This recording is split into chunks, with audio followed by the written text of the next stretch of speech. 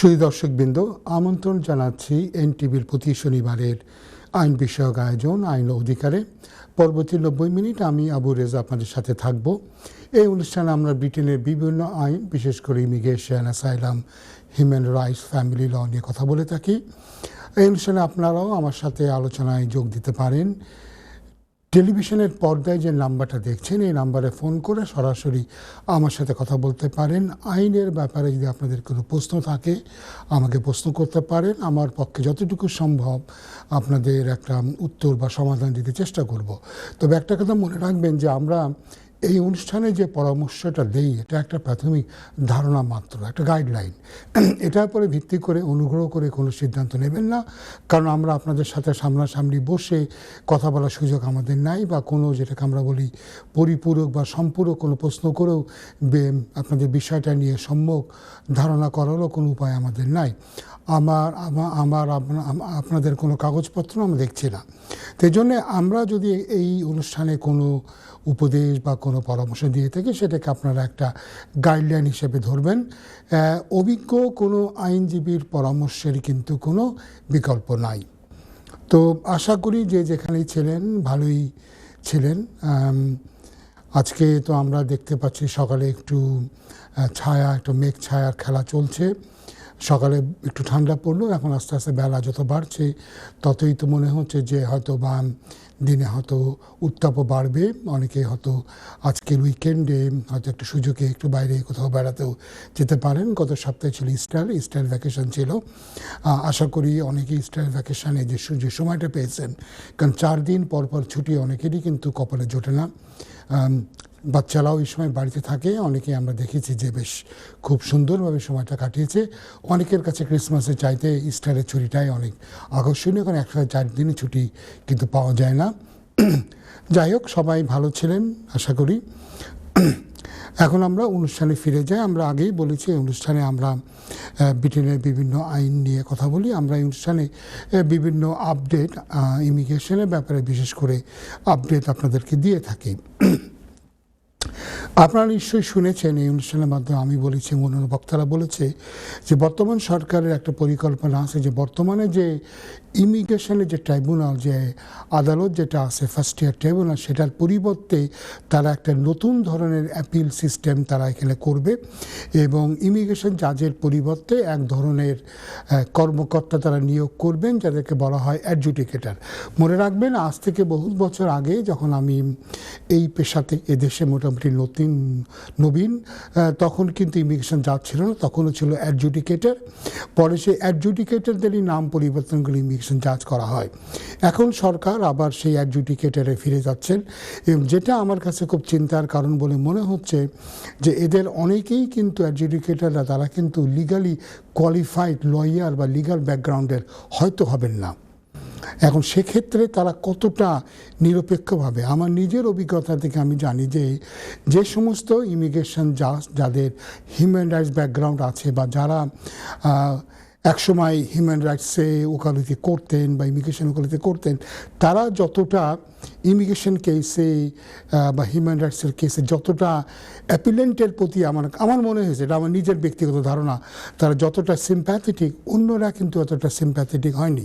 আমার নিজেরও অভিজ্ঞতা আছে যে অনেক জাজ যাদের স্ট্রং কমার্শিয়াল কোম্পানি ব্যাকগ্রাউন্ড ছিলেন, তারা অনেক সময় এটা হয়তো বুঝতে পারেননি বা বুঝতে চানও না, ওই ধরনের সিম্প্যাথি তাদের কিন্তু নাই।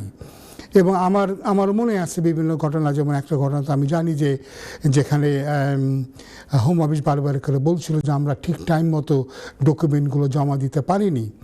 তো সেটা নিয়ে বলছিল, তো জাজ সাহেব বলছিলেন যে আমি নিজে প্র্যাকটিস করেছি রিয়েল ওয়ার্ল্ডে, আমরা জানি যে এরকম অন টাইমে চাইলে মাসের পর মাস আগে ডকুমেন্টগুলো জমা দেওয়া কত কঠিন।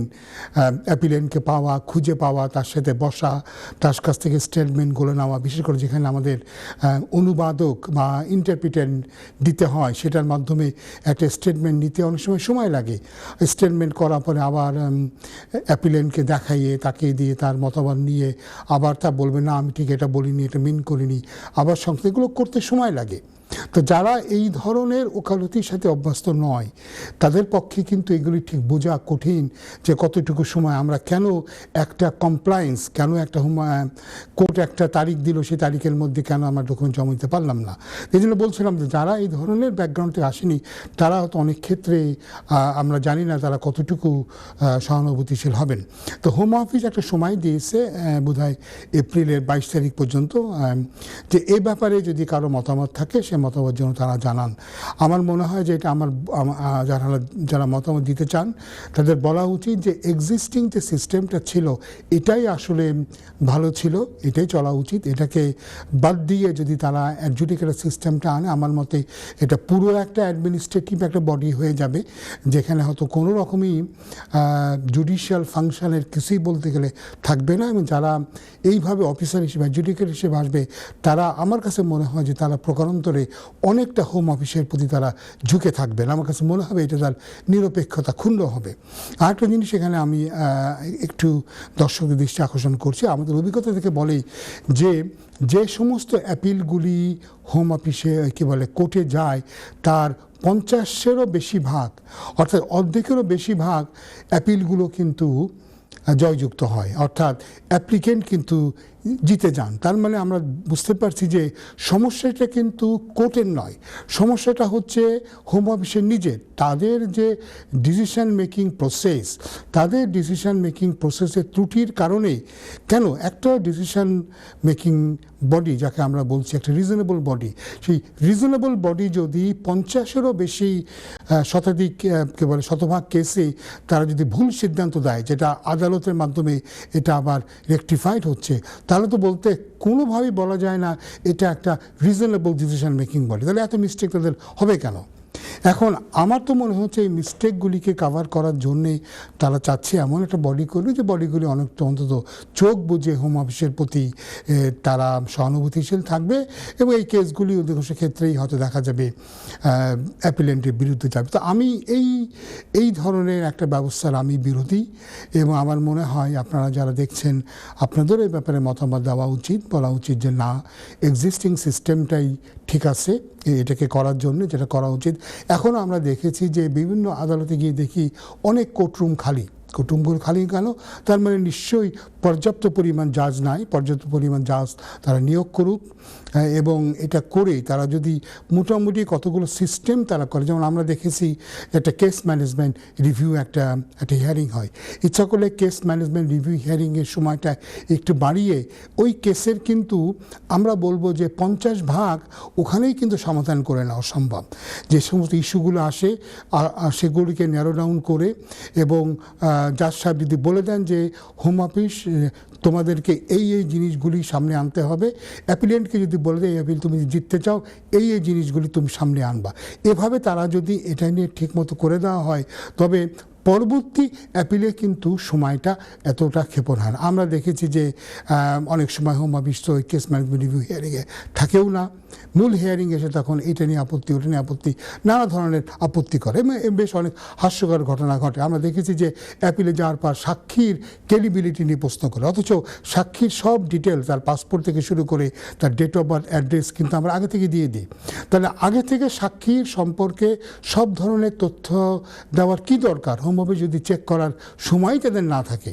এবং অনেক হাস্যকর, যেমন কোনো ক্ষেত্রে দেখা গেছে যে কোনো সাক্ষী তারা নিজেরাই হয়তো এদেশে অ্যাপিলের মাধ্যমে তারা জয়যুক্ত হয়ে এদেশে থাকার অনুমতি পেয়েছে এবং তখন সেখানে গেলে কোর্টও বলে, হোম অফিসও বলে সে যে অ্যাপিল পেয়েছে বা কোন গ্রাউন্ডে সে পেয়েছে এটার প্রমাণ আমাদেরকে দাও।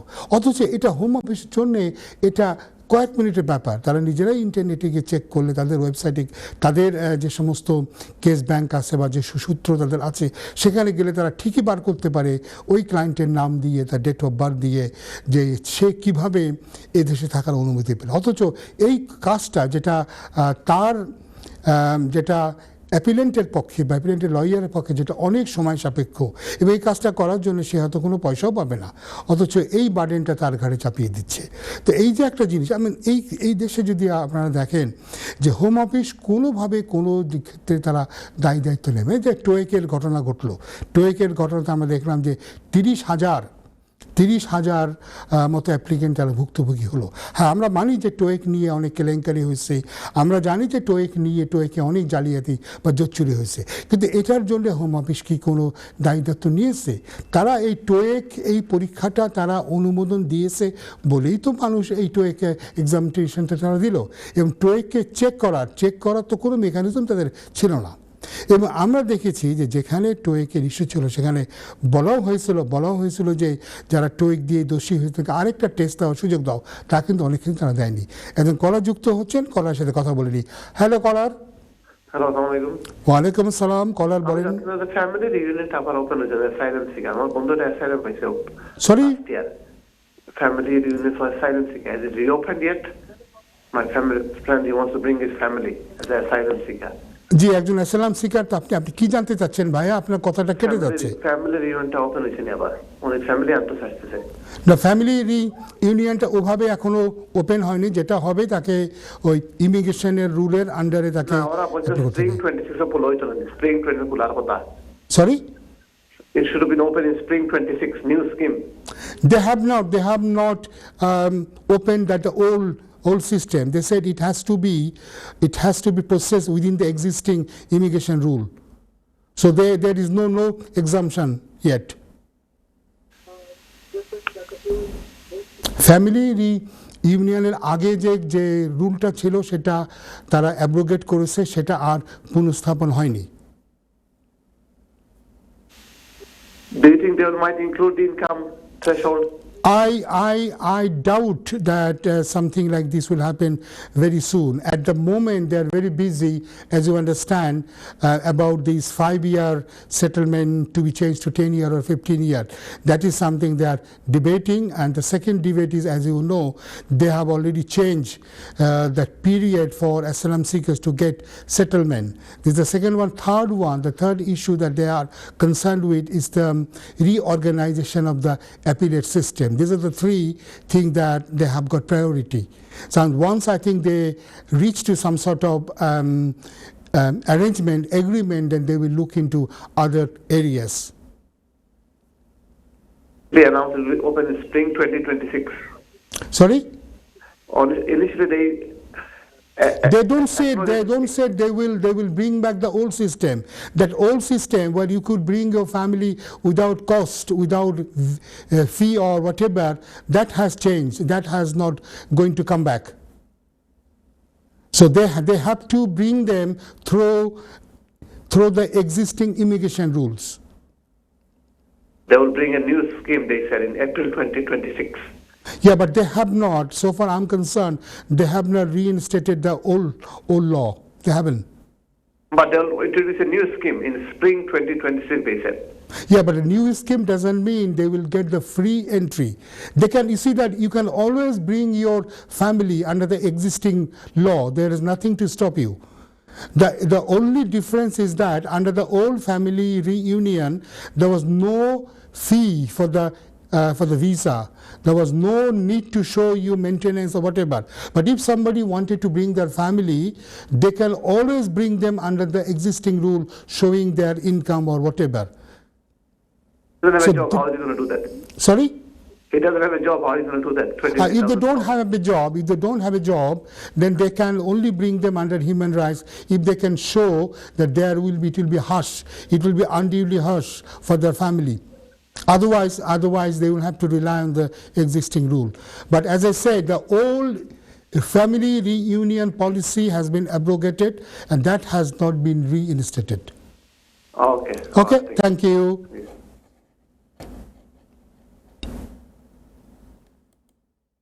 হ্যালো। আচ্ছা, এখন আমরা কিছু আপডেট নিয়ে কথা বলতে পারি। যেটা আমি বলছিলাম যে প্রথম আপডেট হচ্ছে এই যে নতুন অ্যাপিল বডি তারা ক্রিয়েট করতে যাচ্ছে এবং যেখানে তারা অ্যাডজুডিকেটর থাকবে জাজের পরিবর্তে, এবং আমরা এখনও জানি না, সবচেয়ে বেশি কনফিউজ ইভেন জাজ সাহেবরাও জানে না যে তাদের ভবিষ্যৎটা কী হবে বা কীভাবে এই সিস্টেমটা চলবে এবং এখানে সেফগার্ড বা কী হবে এ সম্পর্কে কারোরই কোনো আইডিয়া নাই। এবং যেখানে আমরা বলতে পারছি যে এই যে রিক্রুটমেন্ট হবে, কাদেরকে অ্যাডজুডিকেট করবে, এদের অনেকেই কিন্তু লিগালি কোয়ালিফাইড হবে না। এবং আমি একটু আগেই বলছিলাম লিগালি কোয়ালিফাইড না হলে অনেক সময় কিন্তু আমি মনে করি প্রবলেম হবে। এবং এটা আমরা জানি যে প্রবলেম হবে, এবং এটা আগেও এই ধরনের সিস্টেমে হয়েছে। প্রবলেম এখনও অনেক ক্ষেত্রে হয় যখন অনেকে হয়তো ইমিগ্রেশনে কাজ করেন যাদের লিগাল ব্যাকগ্রাউন্ড নাই, এবং এটা নিয়ে নানা রকম সমস্যা হয়। আমি জানি না, আমি অবশ্যই মনে করি জাজ সাহেবদের যারা অ্যাডজুডিকেট হবেন তাদের লিগ্যাল ব্যাকগ্রাউন্ড থাকতে হবে। তো যাই হোক, এটা নিয়ে আপনাদের একটা মতামত দেওয়ার একটা সুযোগ আছে। প্লিজ আপনারা মতামতটা দেন। এটা আপনি অনলাইনে এই ফর্মটা পাবেন, এবং ফর্মে আপনারা আপনাদের কী কী বক্তব্য আছে সেটা আপনারা দিতে পারেন। আরেকটা ব্যাপারে আমরা বলি, ইউএসএসে যারা প্রি সেটেল স্ট্যাটাস নিয়ে যারা এদেশে ছিলেন, আপনারা জানেন যে এদের অনেকেই একটা সময় পরে 5 বছর পরে এদের অটোমেটিক্যালি সেটেলমেন্ট পাওয়া উচিত। এর মধ্যে হোম অফিস কিছু গাইডলাইনে তারা বলেছিলেন যে অনেক ক্ষেত্রে আপনাকে অ্যাপ্লাই করার দরকার নেই, তাদের কাছে ডাটা আছে, সেই ডাটা দিয়ে তারা এটাকে সেটেল করবে। এর মধ্যে আবার যে জিনিসটা ঘটেছে সেটা হয়েছে যে অনেকেই তারা মনে করছে যে প্রি সেটেল স্ট্যাটাস নিয়ে তারা কিন্তু ইউকেতে থাকেননি। এগুলো না থাকার কারণে অনেকের তারা রিমুভ করে দিচ্ছে তাদের ডাটা থেকে, এবং তারা দেখছে যে যারা এদেশে নাই বলে তারা ধরে নিচ্ছে। যেমন অনেকেই যদি এদেশে ট্যাক্স না দিয়ে থাকে বা বেনিফিট ক্লেম না করে থাকে, অনেকের যদি এরকম রেকর্ড থেকে থাকে যে তারা দেশের বাইরে চলে গেছে, তো বিভিন্ন সূত্র থেকে তারা কিন্তু ডকুমেন্ট তারা নিচ্ছে, কালেক্ট করছে, মনিটর করছে। তো ফলে এরকম ঘটনা হতে পারে। অনেকেই হয়তো এদেশে আছেন যারা হয়তো বেনিফিট ক্লেম করেননি কিংবা চাকরি করেননি, ট্যাক্স বা ন্যাশনাল ইন্স্যুরেন্স দিচ্ছেন না, কিন্তু ঠিকই এদেশে আছেন। তো তারা যদি মনে করেন তাদেরকে বাদ দেওয়া হয়েছে, তবে অবশ্যই এটা নিয়ে প্রতিবাদ বা প্রতিকার করা উচিত। হোম অফিস জানিয়েছে যে এভাবে যাদেরকে তারা ধরে নেবে, যারা এদেশের বাইরে গিয়ে এই সেটেল স্ট্যাটাসে তারা যোগ্য নয়, তাদেরকে তারা কন্ট্যাক্ট করবে। তা আমার ধারণা অনেকেই হয়তো এরকম ভুক্তভোগী হতে পারেন, যারা হয়তো এদেশে বাইরে গিয়েছেন আবার ফিরে এসেছেন, যে কোনো কারণে হয়তো তাদের এক্সিট এবং রি-এন্ট্রিটা হয়তো রেকর্ডেড হয়নি। এটা নিয়ে আমার মনে হচ্ছে যে এটা নিয়ে অনেক সমস্যার জন্ম হতে পারে। তো এই ব্যাপারে আপনারা একটু সতর্ক থাকবেন এরকম অবস্থাতে যদি কেউ থেকে থাকেন।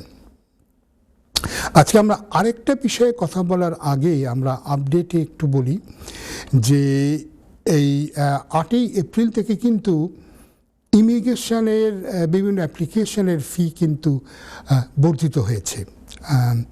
খুব যে মারাত্মকভাবে বেড়ে গেছে না, কোনো কোনো ক্ষেত্রে আমরা দেখছি যে 200 পাউন্ডের মতো বৃদ্ধি পেয়েছে। আমরা এটা নিয়ে আমরা কথা বলবো। আমরা দেখতে পাচ্ছি যে বিশেষ করে ইনডেফিনিট লিভ যে অ্যাপ্লিকেশন ছিল, যেটার আগে ফি ছিল 3029, সেটা বৃদ্ধি পেয়ে 3226 হয়েছে।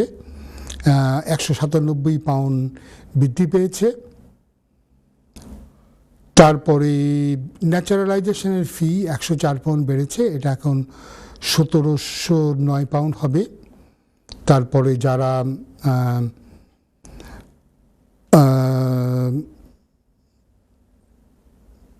পাসপোর্ট ফি আপনার বেড়েছে 94 পাউন্ড 50 পেনি থেকে 102 পাউন্ড বৃদ্ধি পেয়েছে। বাচ্চাদের 61 পাউন্ড 50 পেনি থেকে বৃদ্ধি পেয়ে 66 পাউন্ড 50 পেনি হয়েছে। আর একটা জিনিস যেটা ঘটেছে এটা হচ্ছে যে বাচ্চাদের যে ন্যাচারালাইজেশন, যে রেজিস্ট্রেশন বা তাদের নাগরিকত্বের যে ফি, সেটা কিন্তু কমেছে। এই প্রথম আমরা দেখলাম একটা ফি কমলো। এই মুহূর্তে ফি ছিল 1214, সেটা 214 পাউন্ড কমে 1000 পাউন্ড হবে। তো আপনারা চাইলে গুগল চেক করে এটা দেখতে পারেন যে কোন ফি কতটুকু হলো, কতটুকু কম বেশি হলো, সেটা নিয়ে আপনারা দেখতে পারেন। আজকে আমরা একটা গুরুত্বপূর্ণ বিষয় নিয়ে কথা বলবো। সেটা হচ্ছে আমরা প্রায় শুনি পারমিশন টু ওয়ার্ক। ফেসবুকে গেলে বিভিন্ন জায়গাতে আমরা দেখি আমাদের কমিউনিটি অনেকেই লেখেন এবং জানতে চান যে আমি তো অনেক দিন অ্যাপ্লিকেশন করেছি, আমি এখন কাজ করতে চাই, বা আমি এদেশে এসেছি, আমি আসার পরে অনেক দিন হয়ে গেল, এরপরে আমি অ্যাপ্লাই করেছিলাম, এখনও কোনো সিদ্ধান্ত দিচ্ছে না, বা আমি হিউম্যান রাইটস অ্যাপ্লিকেশন করেছি, আমার ফ্যামিলি আছে, সাফার করছে, আমরা কাজ করতে চাচ্ছি, আমাদেরকে কাজ করার অনুমতি দেওয়া হোক। এবং আমার কাছে মনে হয়েছে যে অনেকেই আমাদের কমিউনিটির অনেকেই তারা এ ব্যাপারে একটু কনফিউজ। প্রথম কথা হচ্ছে যে অ্যাপ্লিকেশন পেন্ডিং থাকা অবস্থায় কারা কাজের অনুমতি পায়, এটা মনে রাখতে হবে। এখানে যেটা হয় সেটা হচ্ছে যে আপনি যদি কোনো নর্মাল কোনো নন অ্যাসাইলাম কোনো অ্যাপ্লিকেশান করেন এবং এই অ্যাপ্লিকেশান করার আগে আপনার যদি ভিসা থেকে থাকে এবং যেই ভিসাতে আপনার কাজের অনুমতি ছিল, এরকম অবস্থায় যদি আপনি ভিসাটা বাড়ানোর জন্যে বা ভিসাটা সুইচ করার জন্য অন্য কোনো ক্যাটাগরিতে সুইচ করার জন্য কোনো অ্যাপ্লিকেশান করে থাকেন এবং সেটা যদি আপনার বর্তমান ভিসাটা শেষ হয়ে যাওয়ার আগেই করে থাকেন, তাহলে আমরা ইমিগ্রেশন অ্যাক্ট 1971 সেকশন 3C অনুযায়ী আপনার আগের যে লিভ, আগের যে ভিসা ছিল সেটাই এক্সটেন্ড হবে। অর্থাৎ আপনার এই কেসে কোনো সিদ্ধান্ত না হওয়া পর্যন্ত, এবং সিদ্ধান্তের পরে যদি আপনি অ্যাপিল পান, না করে দিয়ে অ্যাপিল যায়, তবে অ্যাপিলটা নিষ্পত্তি হওয়া পর্যন্ত আপনার 3C অনুযায়ী, সেকশন 3C অনুযায়ী আপনার আগের যে রাইট, যে এন্টাইটেলমেন্ট ছিল সেটা থাকবে। আগে যদি আপনার কাজ করার অনুমতি থেকে থাকে সেটাও আপনার বলবৎ থাকবে। তো এটাই হচ্ছে নিয়ম একটা। তো আমাদের একটা ব্রেকের সময় হয়েছে সেই দর্শকবৃন্দ, আমরা ব্রেকে যাচ্ছি, ব্রেক থেকে ফিরে এসে আমরা এ ব্যাপারে কথা বলবো। তো তার আগে আমরা যে বিষয় নিয়ে আলোচনা করছিলাম ওই বিষয় নিয়ে একটু কথা বলি। আমরা কথা বলছিলাম যে কোর্ট ব্যবস্থার একটা পরিবর্তন হবে এবং কোর্ট ব্যবস্থার পরিবর্তনের পরে আমরা জানি না, মানে এ ব্যাপারে হোম অফিস মতামত চাচ্ছে আমাদের, মানে বিভিন্ন মানুষ যারা কোর্ট ব্যবহার করে তাদের কাছ থেকে। আর একটা আমরা ফি যে বর্ধিত হয়েছে বিভিন্ন অ্যাপ্লিকেশনের, সে ব্যাপারে আমরা একটু কথা বলছিলাম। একটা ছোট আপডেট দিয়ে আমরা ব্রেকে যাই, ব্রেক থেকে ফিরে এসে আমরা কথা বলবো রাইট টু ওয়ার্ক বা কাজের অনুমতি নিয়ে। আচ্ছা, একজন কলার যুক্ত হচ্ছেন, কলটা নিয়ে আমরা। হ্যালো কলার। আসসালামু আলাইকুম। ওয়ালাইকুম আসসালাম। ভালো আছেন ব্যারিস্টার সাহেব? আলহামদুলিল্লাহ, আপনি ভালো? জি আলহামদুলিল্লাহ। জি ভাইয়া, বলেন কি করতে পারি আপনার জন্য? আমার একটু কম্প্রিহেনসিভ কোয়েশ্চন। জি বলেন, কি কোশ্চেন? আমার একটা প্রপার্টি সেল করছিলাম, জি। তো এটা সেল করার বাদে এটা আমার ফ্রেন্ডের কাছে সেল করছি। তখন আমি একটা দাম বেচছি, থাঙ্গেছে বেচেছি 175,000-এ। সরি, আপনি একটা প্রপার্টি বিক্রি করেছেন, তারপর কি হয়েছে? তার প্রাইস হয়েছে 175,000। 175,000, জি। জি। আর আমার মর্গেজ আউটস্ট্যান্ডিং ব্যালেন্স আছে 25,000। 25,000, জি। জি। উনি ব্যাংক থেকে মর্গেজ আনছে 131,000। কে আনছে, মানে যিনি আপনার কাছ থেকে কিনেছেন? জি জি। আচ্ছা, জি। আর উনি ডিপোজিট দিবে 43,000। আচ্ছা, গুড। তখন ওনার ডিপোজিটে 10,000 পাউন্ড ডিপোজিট শর্টফুল আছে, উনি অ্যারেঞ্জ করতে পারতেছে না। আর অফার লেটারে ডেডলাইন হলো 5th of May নেক্সট মান্থে। জি। এখন উনি চাইতেছে আমি যদি উনি যদি আমাকে 10,000 3 মাস বাদে দেয়, এটা যদি কমপ্লিশন করে নেই, তখন আপনার সেলটা ঠিক থাকলো। আর হ্যাঁ, উনি আপনাকে 10,000 পাউন্ড পরে দেবেন, এই তো? জি জি জি। আচ্ছা, এটা যদি আপনি করতে চান, এটাকে আমরা বলি যে ভ্যারিয়েশন অফ কন্ট্রাক্ট। এখন প্রশ্ন হচ্ছে যে এই 10,000টা যদি আপনাকে সময়ের পরে দেয়, তো বিনিময়ে মানে উনি কী দেবেন? আপনি যে এই যে ডিলে করবেন, আপনার কন্ট্রাকচুয়াল পিরিয়ডের পরে যে আপনি এটাকে গ্রহণ করবেন, সেটার জন্য উনি আপনাকে কি কনসিডারেশন দেবে? কারণ আপনি জানেন যে এটা কন্ট্রাক্ট কিন্তু ভ্যারি করা যায়, আপনার দুটো পার্টি এগ্রি করলে কন্ট্রাক্টের অ্যামাউন্ট ভ্যারি করা যায়, কন্ট্রাক্টের পারফরমেন্স ভ্যারি করা যায়, টাইমটা ভ্যারি করা যায়। তো আপনি যদি 10,000 টাকা পরে নিতে চান, এটার জন্য উনি আপনাকে কি কনসিডারেশন দেবে? না, আমি কোনো কনসিডারেশন চাইতেছি না, আমি একটু হেল্প চাইতেছি যে আমি সেল করলাম, পয়সাটা পেয়ে গেলাম। আর আমার যদি এই সেলটা না হয় তো আরো তো 6 মাস 1 বছর ওয়েট করতে হবে, কার কাছে চাইবো, কাস্টমার পাবো। না, এটা যেটা আপনি বলতে পারেন, আপনি 10,000 পাউন্ডের উপরে আপনি ইন্টারেস্ট চাইতে পারেন। আমি এটা চাইতেছি না, আমি এটা চাই না। হ্যাঁ, তাহলে তো ওই যে বললাম, যদি আপনারা নিজেরা একটা এগ্রিমেন্ট করেন, আরেকটা এগ্রিমেন্ট সাইন করেন যে 10,000 পাউন্ড উনি আপনাকে পরে দেবেন, তাহলে এটা সম্ভব। এটা আপনাদের নিজেদের মধ্যে একটা এগ্রিমেন্ট হতে হবে। কিন্তু এই এগ্রিমেন্টের জন্য যেটা বেশি ভালো হতো আপনার জন্য, যদি আপনি দেখাতেন যে তার কাছ থেকেও একটা কনসিডারেশন আছে। জি, এটা কোনটা বুঝি নাই।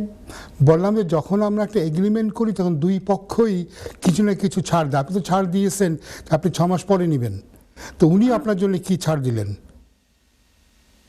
না, আমি এটা চাইতেছি না কিছু, আমি আমার পয়সাটা পরে দেবে। কারণ বুঝতে পেরেছি কিন্তু আপনার জন্য পজিশনটা স্ট্রং হতো যে উনি ছাড় দেন।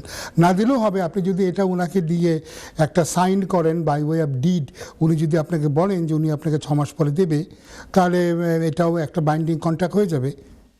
ঠিক আছে, আমি এটাই চাইতেছি যে এটা বাই ওয়ে অফ ডিড, উনি ডিডে সাইন করে আপনাকে বলবে যে উনি আপনাকে মানে 10,000 পাউন্ড উনি আপনার কাছে দেনা আছেন এবং 6 মাস পরে উনি আপনার দিয়ে দেবেন, এটা হবে। Thank you very much. Okay, আমি এটাই চাইতেছি। কিন্তু এটা আপনাকে ডিড করে ওনার সাথে আপনি একটা সাইন ডকুমেন্ট করে নেবেন। ওকে, থ্যাংক ইউ। ওকে, ঠিক আছে। ওকে। আসসালাম। আমাদের হয়তো একটু পরে আজানের বিরতি হবে। হ্যাঁ, তো আমরা আজানের বিরতির পর ফিরে এসে আমরা ওই যে বললাম রাইট টু ওয়ার্ক নিয়ে ডিটেল কথা বলবো এবং আরেকটা ইন্টারেস্টিং কেস নিয়ে কথা বলবো, যেখানে মিস্টেকেনলি একজনকে হোম অফিস ইনডিফিনিট ট্রিটমেন্ট দিয়েছিল, তার কী ফল হতে পারে। এতক্ষণ আমার সাথে থাকার জন্য অনেক ধন্যবাদ। আমরা যেটা বলেছিলাম যে বিরতি থেকে ফিরে এসেই আমরা দুটো বিষয় নিয়ে কথা বলবো। একটা সাম্প্রতিককালে একটা বেশ মজার একটা কেস, আর একটা হচ্ছে এই যে রাইট টু ওয়ার্ক নিয়ে যে কনফিউশন আছে এই ব্যাপারে কিছু আপডেট দেবো, কথা বলবো। আমি যে কেসটার কথা বলছি, কেসটা হচ্ছে YC and secretary of state for home department. এই কেসটা একটা চাইনিজ ক্লায়েন্টের। এই ক্লায়েন্ট বেশ অনেক আগেই চায়না থেকে আসে এবং বেশ পরে একটা সময়ের পরেই, দীর্ঘ সময়ের পরে সে অ্যাসাইলাম ক্লেম করে এবং তার গ্রাউন্ড ছিল যে সে লোন শার্ক তাদের কাছ থেকে সে টাকা ধার করেছিল এবং সেই টাকা ধার করে সে শোধ দিতে পারেনি বলে সে মনে করে যে চায়নাতে ফিরে গেলে, চীনে ফিরে গেলে এই লোন শার্করা তারা তাকে অত্যাচার করবে, মারধর করবে, টর্চার করবে, হয়তো খুনও করে ফেলতে পারে। এটা বলে ভিত্তি করে সে আসলে অ্যাসাইলাম চেয়েছিল বা হিউম্যানিটেরিয়ান প্রোটেকশন চেয়েছিল। এখন একই সাথে এই ভদ্রলোক তিনি কিন্তু খুব মারাত্মকভাবে ক্যান্সারে ভুগছিলেন এবং তার টিউবারকুলোসিস বা যক্ষা এই রোগও তার ছিল। তো যাই হোক, হোম অফিস একটা কলার, একজন কলার যুক্ত হচ্ছেন, কলটা নিয়ে আবার ফিরবো। হ্যালো কলার। আসসালামু আলাইকুম। ওয়ালাইকুম আসসালাম। কেমন আছেন ভাই? ভালো আছেন? আলহামদুলিল্লাহ, আপনি ভালো? জি, আমি ভালো। আমার একটা প্রশ্ন হচ্ছে, জি। আমি লিভ টু রিমেইন আছি। জি তো আমার নেক্সট এক্সটেনশন নেক্সট ইয়ার মার্চের 5 তারিখ। জি এখন আমি চাইছিলাম দেশে যাইতাম। জি তো দেশে গেলে কোনো অসুবিধা হবে না? আমার ফ্যামিলিও দেশে আছে, বাট আমরা সবাই না, আপনি আপনার যেহেতু আপনি অ্যাসাইলামে নান, সেহেতু আপনার দেশে গেলে প্রবলেম হওয়ার কথা না। তবে দীর্ঘদিন না থাকলেই ভালো। আমি বলবো যে 1-2 মাসের বেশি না থাকাটাই ভালো, বাট আপনার দেশে যেতে কোনো প্রবলেম নাই। 4 সপ্তাহের জন্য যাই। জি, আমার মনে হয় না জি আপনার কোনো প্রবলেম হবে। ওকে, আমার প্রশ্নটা হচ্ছে, যদি আমি ধরেন অক্টোবরে যাই আর নভেম্বরে আসি, তো তখন আমার এক্সট্রা ভিসার ডেট থাকবে 3 মাস। আপনার ভিসা শেষ হয়ে যাওয়ার যথেষ্ট আগে আসলে আপনার কোনো অসুবিধা হওয়ার কারণ নাই। কতদিন আগে আসতে হবে? শোনেন, টেকনিক্যালি আপনি আগের দিন আসলেও আপনার কোনো প্রবলেম নাই, কিন্তু আমরা বলবো যে মোটামুটি একটু সময় নিয়ে আসা উচিত। 3 মাস কি এনাফ আছে না? ইনাফ আছে, হ্যাঁ এনাফ আছে না? জি। ওকে ভাইয়া, thank you. Thank you. Thank you. সেই দর্শকবৃন্দ, যে কেসটা নিয়ে কথা বলছিলাম, যে চাইনিজ যে ভদ্রলোকের কেস, যে উনি কিন্তু ক্যান্সারে ভুগছিলেন এবং তার যক্ষাও ছিল, এবং দুটো রোগেই তিনি খুব মারাত্মক আক্রান্ত হয়ে বলতে গেলে খুব খারাপ অবস্থায় ছিলেন। আমি বলবো যে জীবন মৃত্যুর সন্ধিক্ষণে উনি বোধহয় ছিলেন। তো এই অবস্থাতে উনি যে অ্যাসাইলাম অ্যাপ্লিকেশন করেছিলেন, তো দেখা গেল যে এই চিঠিটা পড়ে, চিঠিতে এক জায়গায় বলা হয়েছে যে তাকে ইনডেফিনিট লিভ টু রিমেইন দেওয়া হয়েছে, আইলার। আবার চিঠির মধ্যে আরেক জায়গায় ভাষাতে মনে করা হচ্ছে, তাকে বলেছে যে তুমি অ্যাসাইলামের জন্য যোগ্য নও, কিন্তু তোমার অবস্থা দেখে, তোমার প্রাইভেট লাইফ দেখে আমরা তোমাকে লিমিটেড লিভ দিচ্ছি। এইখানে কিন্তু একটা কনফিউশন হলো, যেখানে পরিষ্কারভাবে বলে দিচ্ছে যে তোমাকে ইনডেফিনিট লিভ টু রিমেইন দেওয়া হয়েছে, আবার কেন তারা বলছে যে না, তোমাকে তোমার অ্যাসাইলাম প্রত্যাখ্যান করা হলো। এখন প্রশ্ন হচ্ছে যে এইটা কি ভ্যালিড কি না। এখন তার যে আইনজীবী, তারা বুঝতে পেরেছে যে এখানে একটা মিস্টেক হয়েছে, তো মিস্টেক হলেই বা কী হবে, এবং এটা কি নিয়ে কিন্তু তারা হোম অফিসকে জানায়। এখন প্রশ্ন হচ্ছে তাকে কি সত্যি সত্যি আইলার দেওয়া হয়েছে নাকি লিমিটেড লিভ দেওয়া হয়েছে। আইলার যদি দেওয়া হয় তাহলে কি এটাকে কি home office, secretary of state কি এটাকে প্রত্যাহার করে নিতে পারে, বা সেটাকে কি তারা রিভোক করতে পারে? এটা নিয়ে একটা জটিলতা দেখা দিল, এবং জটিলতার কারণেই এটা উচ্চতর আদালতে এটা গেল।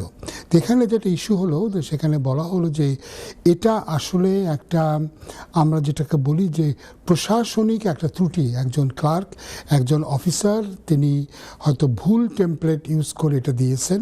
এবং সবচেয়ে বড় কথা যে এই কেসে যে যিনি অ্যাসাইলাম সিকার, যিনি ক্লায়েন্ট, তার কিন্তু কখনো কোনো আশা ছিল না যে তিনি আইলার পাবেন।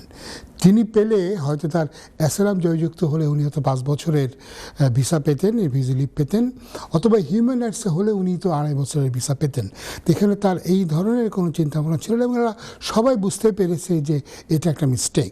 যেখানে কোর্ট বলল যে সেক্রেটারি অফ স্টেটের অবশ্যই এই ধরনের অ্যাডমিনিস্ট্রেটিভ প্রশাসনিক মিস্টেক তার কিন্তু সংশোধন করার জন্যে করার মতো ক্ষমতা তার আছে। যারা এদেশে বহুদিন ধরে আছেন তারা জানেন যে একটা সময়ে যখন স্টাম্প লাগিয়ে দেওয়া হতো পাসপোর্টে, সেক্ষেত্রে কিন্তু আমরা বহু ভুলের ঘটনা আমরা জানি। আমরা এমনও জানি যে এয়ারপোর্টে একজন এন্ট্রি করছেন, ভুল করে তাকে এন্ট্রি ভিসা না দিয়ে তাকে কিন্তু আইলার দেওয়া হয়েছে। এরকম ঘটনা বহুত আছে। এমনকি আমি নিজে জানি, আমার এক বন্ধু, তিনি স্টুডেন্ট ভিসাতে ছিলেন, স্টুডেন্ট ভিসা বাড়াতে গিয়েছেন, কিন্তু তাকে আইলার দিয়ে পাঠিয়েছে। তো এরকম ঘটনা আগে হতো। এখন তো আমরা জানি যে এখন যেহেতু সিস্টেমটা অনেক বেশি উন্নত হয়েছে, ডিজিটালাইজ হয়েছে, সব ইনফরমেশান থাকে কম্পিউটারে, এবং সেসব কারণে আমার মনে হয় এখন এই ধরনের ভুলটা হওয়ার সম্ভাবনা কম। কিন্তু এই কেসে যে ভুলটা হয়েছিল সেটা আমরা দেখলাম যে টেমপ্লেট ব্যবহার করা হয়েছিল, যে ডিসিশন লেটারের যে টেমপ্লেট, সেই টেমপ্লেটে ভুল করে একটা আইলার টেমপ্লেটে তারা এই লিমিটেড লিভের কথা তারা লিখেছিল। তো যাই হোক, আমরা দেখলাম যে ধরনের মিস্টেক হলে এই মিস্টেক থেকে খুব একটা বোধহয় বেনিফিট পাওয়া যায় না। এখন আমরা ওই আলোচনায় ফিরে যাব যেটা নিয়ে আমরা অনেকক্ষণ ধরে কথা বলছিলাম, যে পারমিশন টু ওয়ার্কের ব্যাপারে। কেউ যদি কোনো অ্যাপ্লিকেশন করেন এখানে, তো সেই অ্যাপ্লিকেশন থাকা অবস্থাতেই, সেই অ্যাপ্লিকেশনটা চলমান থাকা অবস্থায় বা সেটা পেন্ডিং থাকা অবস্থায় কাজের অনুমতি পাওয়া যায়। কারণ আমরা জানি যে আমাদের কমিউনিটির অনেকেরই একটা বড় একটা চাওয়া হচ্ছে যে তারা যতদিন এদেশে আছে, যতদিন পর্যন্ত তাদের কেসের কোনো সুরাহা না হয়, তারা যেন অন্তত কাজ করার একটা অনুমতি পায়। তো এখন আমরা প্রথম যেটা বললাম, প্রথম যে ঘটনা ঘটে, যে যদি আপনি অ্যাপ্লিকেশন করে থাকেন আপনার ভিসা শেষ হয়ে যাওয়ার আগে, এবং যে ভিসাটাতে আপনি ছিলেন সেই ভিসাতে যদি আপনার কাজের অনুমতি থেকে থাকে, তাহলে যেটা হয় সেটা হচ্ছে যে আপনার অ্যাপ্লিকেশন যতদিন পেন্ডিং আসে ততদিন আপনি কাজের অনুমতি পান। অর্থাৎ আপনার একটা সিদ্ধান্ত হওয়ার আগ পর্যন্ত, এবং সিদ্ধান্ত হওয়ার পরে যদি আপনি অ্যাপিলের রাইট পান, তো অ্যাপিলটা আমরা বলি অ্যাপিলটা ঠিকমতো এটা নিষ্পত্তি না হওয়া পর্যন্ত আপনার কাজের অনুমতি থাকবে। এটার পিছনে আইন হচ্ছে ইমিগ্রেশন অ্যাক্ট 1971-এর সেকশন 3C বলেছে যে আপনার এটা কন্টিনিউ করবে। এখানে আবার কিছু কনফিউশন আছে। এই যে আমি বললাম যে আপনি যে নতুন অ্যাপ্লিকেশন করবেন, সেই অ্যাপ্লিকেশন যদি এটা অ্যাসাইলাম অ্যাপ্লিকেশন হয়, তাহলেও কিন্তু আপনার আগের কাজের রাইটটা বলবৎ থাকবে 3C অনুযায়ী। এখানে কিছু কনফিউশন আছে আমাদের কমিউনিটি অনেকেই, যেমন কিছু স্টুডেন্ট আমাকে বলেছে যে আমি যেহেতু আগে আমার কাজের রাইট ছিল, কিন্তু তখন তো ছিল 20 ঘন্টা, তখন বলা হতো যখন আমার ছুটি থাকবে তখন আমি আনলিমিটেড কাজ। এখন যেহেতু আমি বিশ্ববিদ্যালয়ে যাচ্ছি না, ফলে পুরো সময়টাই আমার গণ্য হবে যে আমার আনলিমিটেড কাজের পারমিশন আছে। আর যারা এই ধরনের কথা বলেন তাদের প্রতি আমার অনুরোধ যে এটা আসলে পজিশন নয়। আপনার এখনও ধরে নেওয়া হবে হাইপোথেটিক্যালি যে কখন আপনার ছুটি হতো। তা আপনি যদি এখন স্টুডেন্ট থাকতেন তাহলে কখন আপনার ছুটির টাইমটা হতো, ঠিক সেই সময় আপনি ফুল টাইম কাজ করতে পারবেন। আর অন্য সময় যেটা আপনার হাইপোথেটিক্যালি যেটা আপনার টাইম হতো, সেই সময় আপনি 20 ঘন্টা। এমনকি আমরা এটাও জানি যে যারা 10 ঘন্টা কাজের অনুমতি ছিল, আপনারা জানেন যে গ্র্যাজুয়েট রুট ছাড়াও অন্য ক্ষেত্রে কোনো ক্ষেত্রে স্টুডেন্টরা মাত্র 10 ঘন্টা কাজের অনুমতি পায়। এই ধরনের মানুষ যখন অ্যাসাইলাম ক্লেম করেন তাদেরকে কিন্তু মাত্র 10 ঘন্টাই কাজের অনুমতি দেওয়া হয়েছে। তো এই যে বললাম যে আপনি যদি কাজের অনুমতি যদি আগে আপনার থেকে থাকে, তাহলে যদি আপনি ভিসা সুইচ করেন, এমনকি অ্যাসাইলামেও যদি আপনি ক্লেম করেন, সেক্ষেত্রে আপনার কাজের অনুমতি থাকবে যে ধরনের কাজের অনুমতি আপনার আগে ছিল সেটা, তার বাইরে কিন্তু আপনার অনুমতি থাকবে না। এবং কেউ যদি মনে করেন, তবে আমার মতে তিনি ভুল করছেন। আমাদের একটা ব্রেকের সময় হচ্ছে, ব্রেকের পরে আমরা লাস্ট সেগমেন্টে ফিরব, তখন এই কাজের পারমিশন নিয়ে আরও আমরা আলাপ করব। আপনাদের কোনো পরামর্শ নেওয়া থাকলে আমাকে ফোন করবেন।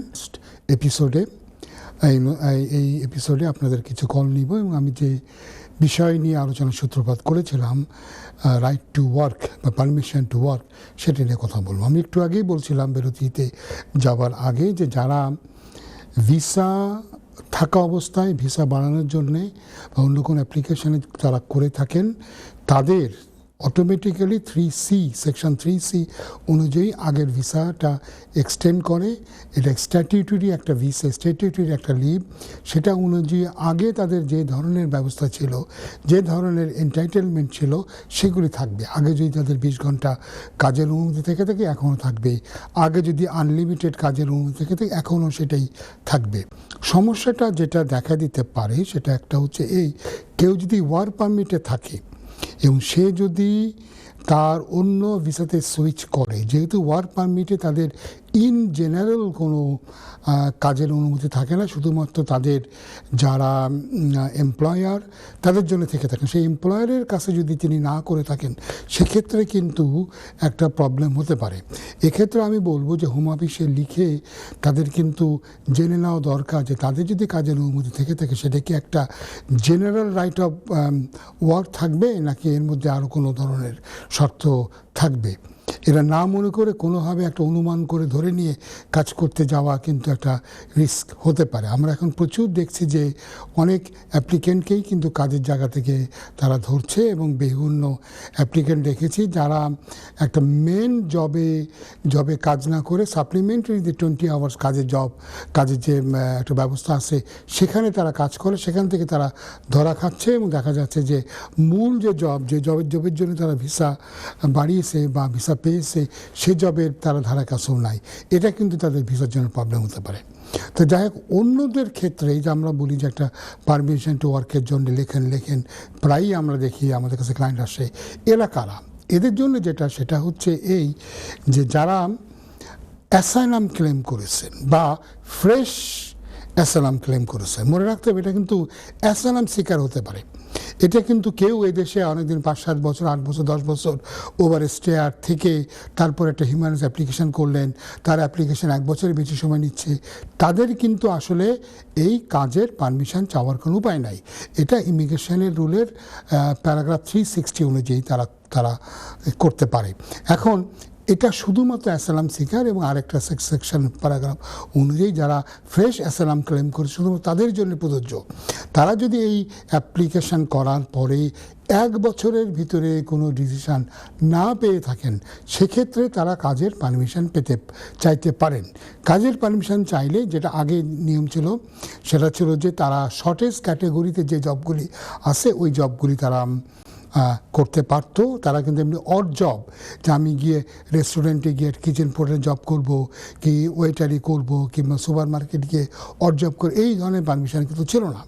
পরবর্তীকালে তারা শর্টেজ ক্যাটাগরি থেকে বাদ দিয়ে তারা যে লিস্ট, অলমোস্ট সিমিলার লিস্ট ছিল, যেটাকে আমরা বলি ইমিগ্রেশন স্কিল ওয়ার্কারদের যে লিস্ট, সেই লিস্টে জবগুলো করতে বলা হতো। এখন আমরা দেখছি যে 26শে মার্চ থেকে পরিবর্তন করে তারা বলে দিচ্ছে যে লেভেল 6-এর যে জব, অর্থাৎ যে জবগুলি এদেশে গ্র্যাজুয়েট জব বলে পরিচিত, সেই গ্র্যাজুয়েট জবগুলি তারা একমাত্র করতে পারবে। তা আমাদের কমিউনিটির মধ্যে আমরা জানি যে বিরাট সংখ্যক অ্যাসাইলাম সিকার, তাদের কিন্তু এই ধরনের কোনো কোয়ালিফিকেশান নাই যে তারা আসলে গ্র্যাজুয়েট জবগুলো তারা করতে পারবে। এবং সেক্ষেত্রে তারা অবশ্যই একটা বড় কি বলবো, একটা বড় রিস্কের সম্মুখীন হবেন তারা, কারণ তারা কোনো জবই করতে পারবে না। যারা অলরেডি গ্র্যাজুয়েট, এদেশে শিক্ষিত ছিলেন, যাদের ওই ধরনের যোগ্যতা আছে যে তারা গ্র্যাজুয়েট জবে যেতে পারবেন, তাদের জন্য কিন্তু এটা একটা সুবিধা।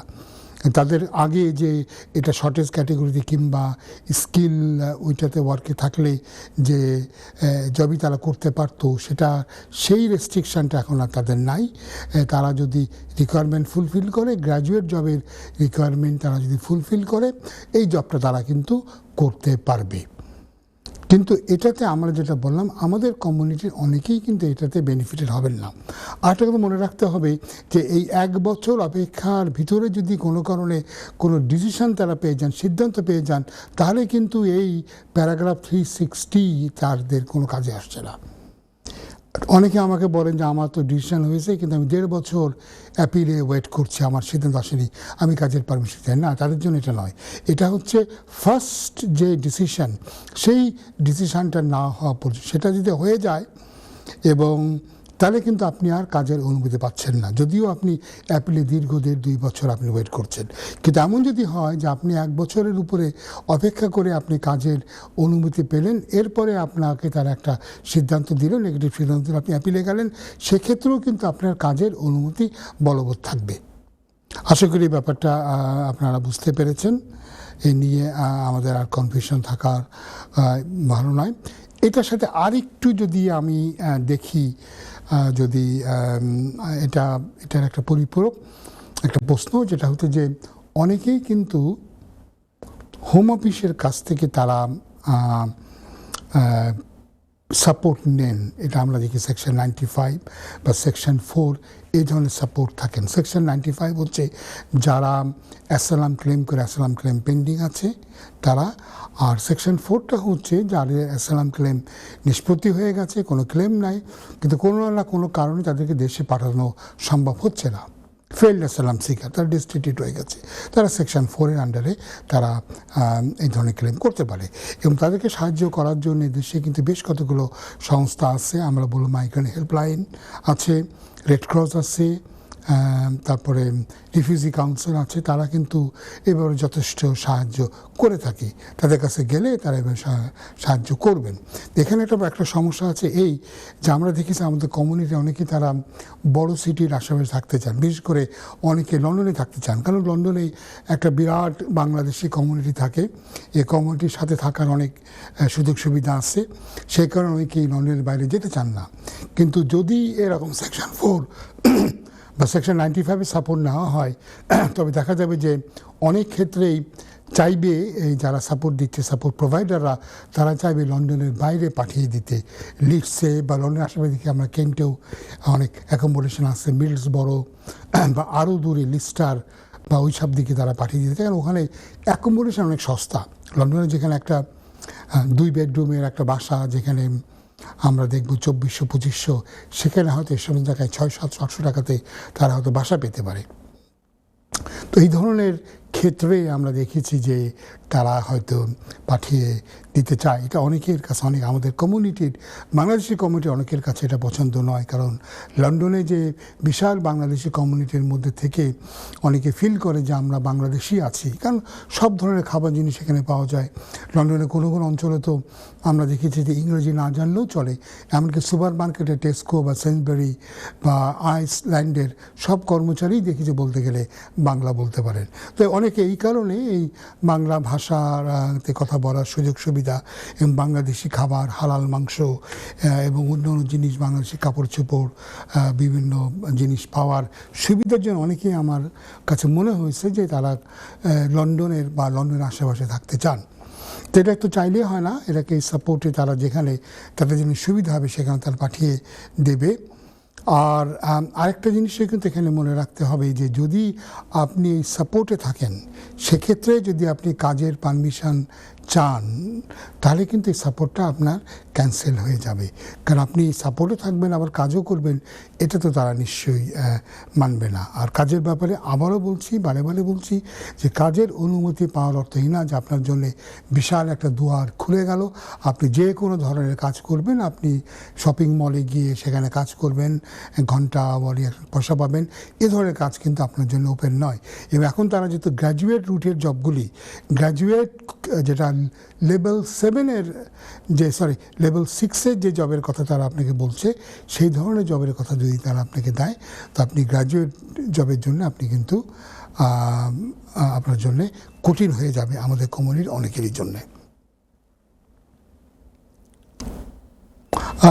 হ্যালো কলার, হ্যালো কলার, হ্যালো কলার, মনে হচ্ছে কলারকে আমরা হারিয়ে ফেলেছি। তো আমরা আলোচনায় ফিরে যাচ্ছি। আলোচনা মোটামুটি শেষ পর্যায়ে আমরা এসেছি যে আপনি যদি পারমিশন টু ওয়ার্ক জন্য আপনি অ্যাপ্লাই করেন। একজন কলার আবার বোধহয় ফিরে আসলেন, দেখি কে আছেন। হ্যালো কলার। আসসালামু আলাইকুম। ওয়ালাইকুম আসসালাম। কেমন আছেন ভাই? ভালো আছেন? আলহামদুলিল্লাহ, আপনি ভালো? জি ভাই, ভালো আছি। জি ভাইয়া, বলেন কি করতে পারি? আমার একটা প্রশ্ন হচ্ছে, আমার আম্মা আমেরিকাতে থাকে, জি। আমেরিকার সিটিজেনশিপ। জি ওদের সে একবার এসে গেছে জি 6-7 বছর আগে।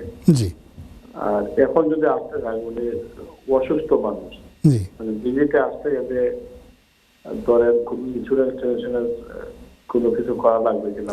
না, এটা ইন্স্যুরেন্স কিছু নয়। আপনি যেভাবে একজন ভিজিটর আসে, বাংলাদেশ থেকে আসলে যেরকম যে ধরনের লাগতো, যা যা লাগতো রিকোয়ারমেন্ট, আপনাকে ফাইন্যান্স দেখাতে হবে, উনি যে ফিরে যাবেন সেটা দেখাতে হবে, অ্যাকোমোডেশন কোথায় উনি থাকবেন, কাকে উনি ভিজিট করতে আসবেন, কেন আসবেন, তার সাথে সম্পর্ক কী, একজন সিম্পল একটা ভিজিটর অ্যাপ্লিকেশন যেভাবে করে সেভাবে করে। তো উনি যেহেতু আমেরিকান ভিসা ওনার আছে, হয়তো ওনার জন্য ভিসা পাওয়াটা হয়তো অন্য অনেকের চাইতে সুবিধাজনক হবে। বাংলাদেশ থেকে একজনের ভিসা পাওয়া, আমেরিকা থেকে ভিসা পাওয়া সেম হবে, যদি না তারা মনে করে যে উনি হয়তো আমেরিকা থেকে এদেশে এসে হয়তো যেতে চাইবেন না। আপনি মনে রাখবেন যে আমেরিকা থেকে এদেশে আসলেও তাকে তারা কিন্তু লং টার্ম থাকতে দেবে না, ভিসা এক্সপায়ার করলে চলে যেতে দেবে। এবং আমি জানি যে এরকম আমেরিকান অনেক আমেরিকান আছে যারা এদেশে এসে ওভারস্টার হয়ে ডিটেনশন সেন্টারে গিয়েছে, সেখান থেকে যারা রিমুভ হয়েছে, এ ধরনের কেসও আমরা করেছি। তো এটা বললাম, নর্মাল যে ভিজিটার ভিসার যে রিকোয়ারমেন্ট, মেনটেনেন্স, অ্যাকোমোডেশন এবং উনার ইনসেন্টিভ টু গো ব্যাক, উনি কেন ফিরে যাবেন আমেরিকাতে, এটা আপনাকে দেখাতে হবে। ওকে, উনি তো আমেরিকার সিটিজেন। জি। তো উনি তো বেশি অসুস্থ, ধরেন হার্টের প্রবলেম আছে, তারপরে এদের আসতে গেলে কি ধরেন এই যে NHS এর মানে একটা এক্সাম্পল, আশা করে যদি উনি ওদের অসুস্থ হয়ে যান, তাহলে কি NHS খাবার করবে কিনা? হ্যাঁ, সেক্ষেত্রে যেটা আপনি বললেন, আপনি চাইলে তার আসার পরে অসুস্থতার খরচের ভার আপনি ইন্স্যুরেন্স করিয়ে নিয়ে ইন্স্যুরেন্সকে দিয়ে এটা পেমেন্ট করাতে পারেন, অথবা আপনারা যে কেউ তার জন্য পেমেন্টটা করতে পারেন। যেহেতু তিনি ভিজিটার, সেহেতু ওনার তো আর ইমার্জেন্সি ছাড়া ওনার NHS এর কোনো এন্টাইটেলমেন্ট থাকবে না। তো আপনি যেটা বললেন, আপনি ইন্স্যুরেন্স নিয়ে এটাকে কভার করতে পারেন। ওকে, আর আরেকটা প্রশ্ন হচ্ছে লিভ টু রিমেইন, মানে আমরা মৃত্যু রিমাইন্ডে আছি। জি। তো সর্বনিম্ন ভিসার শেষ হওয়ার কতদিন আগে আসতে হবে? আপনারা কি অ্যাপ্লাই কথা বলছেন? অ্যাপ্লিকেশন হচ্ছে আপনি 28 ডেজ থেকে শুরু করে ভিসার শেষ হওয়ার দিন পর্যন্ত। না, আমরা যদি দেশে যাই তারপর আমাদের নেক্সট ইয়ার এক্সটেনশন। হ্যাঁ, আপনি আগে তার আপনার 2-3 মাস আগেই চলে আসলে কোনো অসুবিধা হবে না। 2-3 মাস আগে? জি। আবার কিন্তু খুব লং টার্ম দেশে থাকবেন না। লং টার্ম যদি দেশে থাকেন তখন হয়তো কেউ মনে করতে পারে, এটা প্রশ্ন করতে পারে যে আপনার আসলে এ দেশে থাকার ইচ্ছা নাই। কেন মনে রাখবেন, যারা লিমিটেড লিভ চাচ্ছে বা তারা সবাই কিন্তু এ দেশে থাকার জন্যই তারা চাচ্ছে। এখন কোনো কারণে যদি আপনি দীর্ঘদিন দেশের বাইরে থাকেন, এটা কিন্তু প্রবলেম করতে পারে। আমরা কিন্তু আজকে অনুষ্ঠানের শুরুতেই কিন্তু বলেছিলাম যে অনেক ইইউ নাগরিক তারা কিন্তু দেশের বাইরে সময় কাটানোর জন্য তারা কিন্তু এই সেটেলমেন্টটা পাচ্ছে না। এই মহাবাবিশ কিন্তু তাদেরকে মনিটর করছে। অনেকে মনে করে যে আমরা যখন যাই এই দেশ থেকে তখন তো স্টাম্প মারে না, তো ওরা বোধহয় জানে না আমি কখন গেলাম। কিন্তু দেখেন, তারা কিন্তু ঠিকই আপনি যখন এই দেশ থেকে চলে যান তাদের কাছে মেকানিজম আছে যে কে কখন চলে যাচ্ছে, তারা সেটাকে মনিটর করে। এটা কিভাবে করে এটা হয়তো আমরা জানি না। তো আমার কাছে মনে হয় যে আপনি যখন টিকিট কেটে যখন আপনি প্লেনে ওঠেন, সেখান থেকে তারা যে জানতে পারে কে এই দেশ থেকে চলে গেল। আমরা গেলে তো সর্বোচ্চ ধরুন 5-6 সপ্তাহ থাকবো। ঠিক আছে, আমার মনে হয় না এটাতে কোনো প্রবলেম হবে। আমাদের ভিসা নেক্সট ইয়ার মার্চে শেষ হবে। হ্যাঁ, আপনি যদি গিয়ে আপনি জানুয়ারির মধ্যে ব্যাক করেন, আমার মনে হয় না কোনো প্রবলেম হবে। না, আমরা গেলে তো এই নভেম্বরের আগে নভেম্বরেই আসবো। জি জি, ইনশাল্লাহ প্রবলেম হবে না। ওকে ভাইয়া। ওকে, থ্যাংক ইউ। ওকে। শ্রী দর্শকবৃন্দ, আমরা যেটা নিয়ে আলোচনা করছিলাম, আমার মনে হয় আপনারা মোটামুটি বুঝতে পেরেছেন permission to work. Permission work কিন্তু যদি আপনি অন্য কোনো অ্যাপ্লিকেশন করে থাকেন, যেমন ধরুন আপনি হয়তো এদেশে দীর্ঘদিন ধরে আছেন, 20 বছর আছেন, এখন লং রেসিডেন্সের গ্রাউন্ডে আপনি অ্যাপ্লাই করলেন। অ্যাপ্লাই করার পরে এই অ্যাপ্লিকেশনগুলো আমরা জানি বেশ সময় লাগে।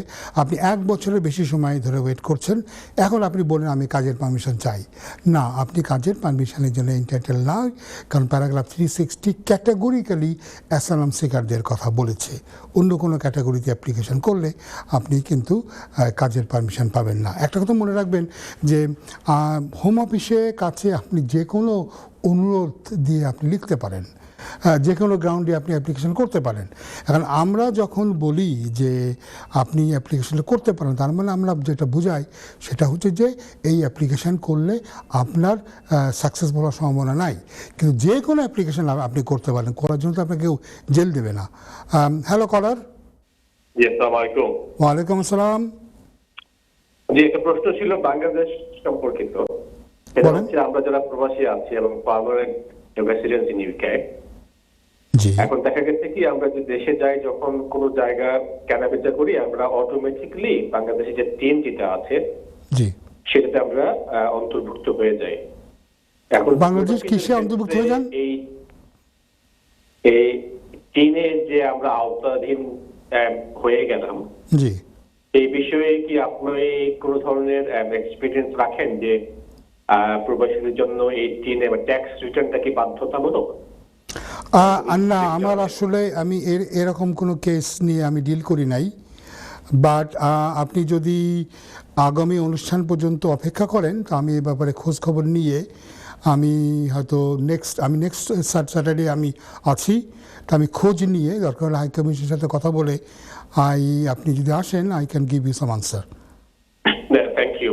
ব্যাপারটা হচ্ছে এরকম যে আমরা যারা প্রবাসী এখানে আছি, জি, আমি বলবো যে সিংহভাগই আমরা জানি না এই বিষয়টা নিয়ে। আচ্ছা। এখন দেখা গেছে কি আপনার বাংলাদেশের রাজস্ব বোর্ডে আপনার ফাইন গুলা পাইল আপ হয়ে অনেক বেশি হয়ে গেছে। আচ্ছা। তো আশা করি এই কমিউনিটি আপনার এই আনসার থেকে বেশ উপকৃত হবেন ইনশাআল্লাহ। জি, আপনি যদি করতে পারেন, আপনি এখানে একটা আমাদেরকে একটা ইমেল দিয়ে রাখতে পারেন, তাহলে আমি এটা আরও ডিটেলস নিতে পারবো। বা আপনি যেটা করতে পারেন, অনুষ্ঠানের শেষে আপনি স্টুডিওতে রিং করে আমার নাম্বার নিয়ে আমাকে যদি একটা টেক্সট করে দেন, কারণ অনেক সময় অনেক কাজে ব্যস্ত থাকি, তো হয়তো ভুলে গেলাম। টেক্সট করে দিলে আমার কাছে টেক্সট থাকলো, আমি হয়তো মানডে টিউসডে এই ব্যাপারে খোঁজ খবর নিব। বা বাংলাদেশেও আমাদের প্রচুর বন্ধুবান্ধব আছে, এখন অনেকেই তো এদেশে বাংলাদেশে অনেক বড় বড় পজিশনে আছে, বিচারপতি থেকে শুরু করে মন্ত্রী পর্যন্ত। তো এটা নিয়ে আমরা হয়তো খোঁজ খবর নিতে পারবো। কাইন্ডলি আপনি অনুষ্ঠান থেকে আমার নাম্বার নিয়ে আমাকে টেক্সট করে দিলেই হবে। ইনশাআল্লাহ। Thank okay, you. তাহলে আমি Thank you নেক্সট so আমি much. 18 তারিখের প্রোগ্রামটাও আমি করবো ইনশাল্লাহ। তো তখন আমি আপনাকে বলে দিব, ঠিক আছে? ঠিক আছে, ধন্যবাদ। Thank you. Okay. ভালো থাকবেন। আসসালামু আলাইকুম। ওয়ালাইকুম আসসালাম।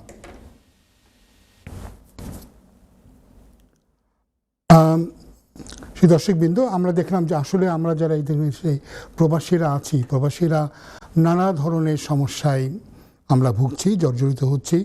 বাংলাদেশ সরকারের একটা প্রবাসী কল্যাণ একটা মন্ত্রণালয় আছে, আমি জানি না এটা কিভাবে তারা কি করে। বাংলাদেশের হাই কমিশনের কাছেও আমাদের এক্সপেকটেশন অনেক বেশি। আমার দীর্ঘদিন বাংলাদেশ হাই কমিশনে আমার যাওয়া হয়নি, হয়তো এরকম দরকারও পড়েনি, কিন্তু আমরা যে বিভিন্ন ক্লায়েন্টদের কাছ থেকে আমরা হাই কমিশন সম্পর্কে যে সমস্ত মন্তব্য শুনি, এটাতে আমাদের গর্বিত হওয়ার কারণ নাই। আমি নিজেও একবার এই টেলিভিশনের চ্যানেলে বোধহয় আমি শেয়ার করেছিলাম আমার নিজের একটা তিক্ত অভিজ্ঞতার কথা। আমার কাছে মনে হয়েছে, যেটা আমরা চাই, যে একটা গণপ্রজাতান্ত্রিক থেকে একটা গণতান্ত্রিক দেশের একটা হাই কমিশন আমাদের এদেশে প্রায় 7 লক্ষের উপরে বাংলাদেশি থাকে। তো তাদেরকে যে বিভিন্ন সাহায্য সহযোগিতা করা তাদের উচিত এবং তাদের দায়িত্ব। এবং সেজন্য আমার মনে আছে যে এর আগে আমাকে এদেশেরই একটা সংস্থা আমাকে বলেছিল যে একটা বিষয় নিয়ে তারা বলেছিল যে তোমার হাই কমিশন কেন তোমাকে সাহায্য করে না। তাই আমি বলেছিলাম সেখানে কেন তারা না করে দিয়েছে। তো অবাক হয়ে সে বলেছিল যে তোমার হাই কমিশন তো তোমাদেরই তারা ইন্টারেস্ট দেখবে, সেজন্যই তো তাদেরকে আমরা এদেশে অফিস খুলতে দিয়েছি, তা নইলে তারা এই দেশে কেন আসবে। তো আমি জানি না আমাদের কাছে আমরা কতটুকু, এখন তো দেশে একটা গণতান্ত্রিক সরকার এসেছে, সরকারের কাছে প্রত্যাশাও অনেক। তা আমি মনে করি প্রবাসীদের যে বিভিন্ন সমস্যা আছে সেগুলো কিন্তু দেখা দরকার। একটা জিনিস আমার কাছে মনে হয়েছে যে আমরা যে পাওয়ার অফ অ্যাটর্নির কথা, সেখানে আমরা দেখি যে পাওয়ার অফ অ্যাটর্নি দেওয়ার ব্যাপারে বাংলাদেশ হাই কমিশনের নানা ধরনের রিকোয়ারমেন্ট আছে। অথচ আমি একজন লয়ার হিসাবে আমি অস্ট্রেলিয়ান নাগরিকদের পাওয়ার অফ অ্যাটর্নি সাইন করে দিয়েছি, তাদের কোনো প্রবলেম হয় নাই।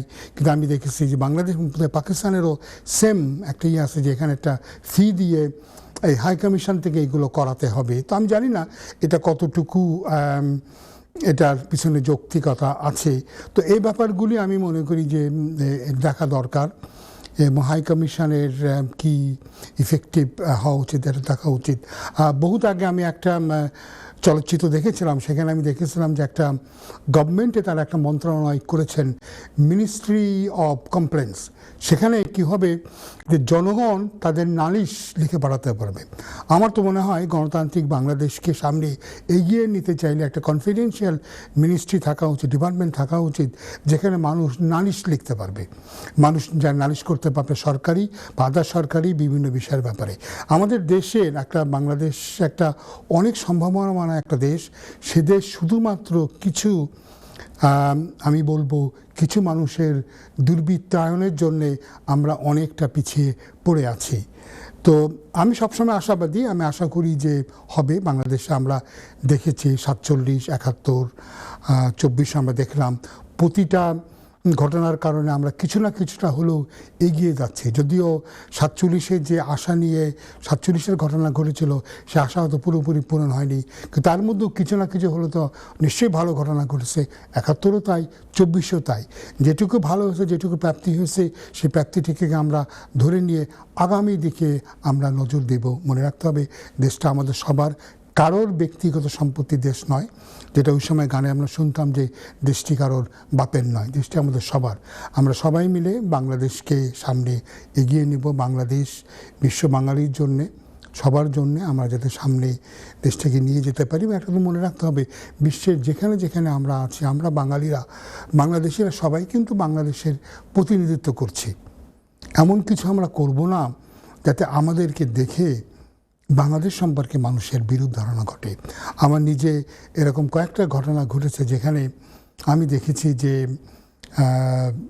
অবাঙালিরা তারা বাংলাদেশ নিয়ে বা বাঙালিদেরকে নিয়ে খুব বিরূপ মন্তব্য করেছে। সুখের বিষয়, তারা হয়তো জানেনি যে আমি বাংলাদেশি, মনে করেছে আমি হয়তো শ্রীলঙ্কান কিংবা মরিশাস, কিন্তু আসলে এগুলো খুব ব্যথা দেয়। আজকের অনুষ্ঠানের সর্বশেষ কলে যাচ্ছি, দেখি কে আছেন। হ্যালো কলার। হ্যালো, আসসালামু আলাইকুম। ওয়ালাইকুম আসসালাম। আচ্ছা, আমি পাওয়ার অফ অ্যাটর্নি সম্বন্ধে একটু জানতে চাইতেছি। জি, যেটা আমি একটু আগে বলছিলাম, বাংলাদেশ হাই কমিশন বা বাংলাদেশ গভর্নমেন্ট ব্রিটিশ কোনো লয়ারের স্বাক্ষরিত পাওয়ার অফ অ্যাটর্নি তারা নেয় না। আপনাকে হাই কমিশনে যে ওদের প্রেসক্রাইবড ওদের ফর্ম আছে, ওই ফর্মটা ফিল আপ করলে সেই ফর্মে হয়তো কোনো কোনো ক্ষেত্রে আপনাকে হয়তো সলিসিটরের কাছ থেকে কোনো এন্ডোর্সমেন্ট বা কোনো প্রত্যয়ন আপনাকে হয়তো নাও রাখতে পারে, কিন্তু ওই ফর্মটা তারা দেবে। খুব সম্ভবত 250 বা 300 পাউন্ডের মতো তারা চার্জ করবে, কিন্তু ফর্মটা আপনাকে নিতে হবে হাই কমিশন থেকে। আচ্ছা, আর আগে যে এরকম পাওয়ার অফ অ্যাটর্নি সলিসিটরে বানাইয়া দিতেন, আর এইটা অ্যাটাচ করে দেওয়া হইতো, এরকম নাই? ভাইয়া, পাওয়ার অফ অ্যাটর্নি আমরা তো বললাম যে আমি নিজে অস্ট্রেলিয়ান এবং অন্যান্য কমনওয়েলথ কান্ট্রির অনেক জায়গায় পাওয়ার অফ অ্যাটর্নি আমি অ্যাজ এ লয়ার আমি কিন্তু করে দিয়েছি, কিন্তু বাংলাদেশের ক্ষেত্রে আমি জানি এটাকে তারা প্রত্যাখ্যান করে। তাদের নিজেদের প্রেসক্রাইব ফর্ম আছে, একটা ফিও আছে। এটা বাংলাদেশ এবং পাকিস্তান এই দুজনের ক্ষেত্রে এটা প্রযোজ্য। ওই ফর্মটা দিলে ওই ফর্মের কোনো কোনো অংশ হয়তো আপনাকে সলিসিটর দ্বারা হয়তো সত্যায়িত করা লাগতে পারে, বাট অ্যাকচুয়াল ফর্মটা, অ্যাকচুয়াল প্রসিজারটা আপনাকে করতে হবে হাই কমিশনের মাধ্যমে, আনফর্চুনেটলি। হাই কমিশনারের মাধ্যমে? হ্যাঁ, হাই কমিশনে এটা আপনাকে, ওদের ফর্মও আছে ওখানে। আপনি হয়তো ইন্টারনেটে ফর্মটা পেতে পারেন, বাট এটা প্রসেস হবে থ্রু হাই কমিশন। আচ্ছা, তো এই ফর্মটা আনে ফিল আপ করে আবার হাই কমিশনারে যেতে হবে? ওইখানে খুব সম্ভবত আমার যদি মনে পড়ছে যে তারা একটা অংশের জন্য হয়তো আপনাকে সলিসিটর রাখতে পারে, নাও রাখতে পারে, কারণ মূলত এটা তাদের হাই কমিশন যদি এটাকে সত্যায়ন করে দেয় তাহলে তারা এটাকে গ্রহণ করবে, তারা শুধুমাত্র লয়ারের এন্ডোর্সমেন্ট গ্রহণ করবে না।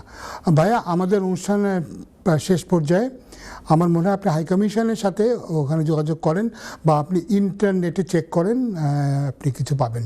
তো ঠিক আছে, শুধু দর্শকবৃন্দ, আগামী অনুষ্ঠান দেখার আমন্ত্রণ রইল। 18 তারিখে ইনশাল্লাহ বেঁচে থাকলে আবার আপনাদের সামনে আসব। ততদিন যে যেখানে আছেন ভালো থাকেন, আমার জন্য দোয়া করবেন, আপনাদের জন্য দোয়া করি। আবার দেখা হবে 1 সপ্তাহ পরে। ভালো থাকেন।